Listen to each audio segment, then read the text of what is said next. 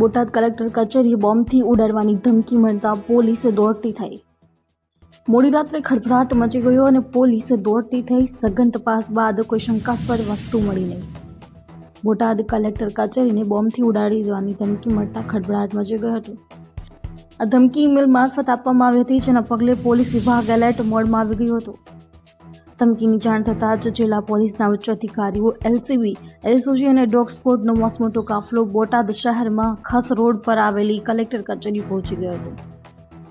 પોલીસે કલેક્ટર કચેરીમાં સઘન તપાસ હાથ ધરી હતી। જો કે તપાસ દરમિયાન કોઈ શંકાસ્પદ વસ્તુ મળી ન હોવાથી પોલીસે રાહતનો શ્વાસ લીધો હતો। હાલ પોલીસે ધમકી આપનાર ઈમેલની ટેકનિકલ તપાસ શરૂ કરી છે। ધમકી આપનાર વ્યક્તિની ઓળખ કરવા માટે સાયબર ટીમ પણ સક્રિય રીતે કાર્યરત થઈ હતી।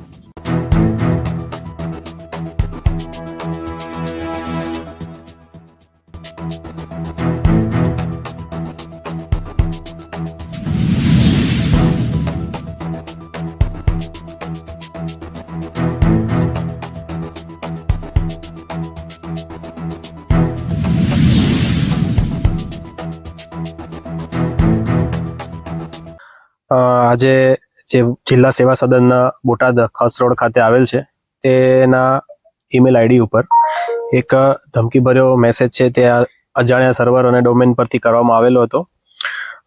આ મેસેજને ધ્યાને લઈ અને બોટાદ જિલ્લા પોલીસને જાણ થતાં બોટાદ જિલ્લા પોલીસની એસઓજી, બીડીડીએસની ટીમ તથા સાયબરની ટીમ આવી અને આ જે ઈમેલ છે તે કયા રીતે કરવામાં આવ્યો છે તેની તપાસ કરી હતી અને સંપૂર્ણ જે બિલ્ડિંગ છે તેને એએસ ચેક અને સેબોટેજ ચેક પણ કરવામાં આવ્યું હતું। આથી જે તપાસ છે તે આગળની તપાસ અમે ચલાવી રહેલા છીએ અને હાલમાં અત્યાર સુધીના ચેકિંગમાં કોઈ વાંધાજનક ચીજ છે તે મળી આવેલ નથી।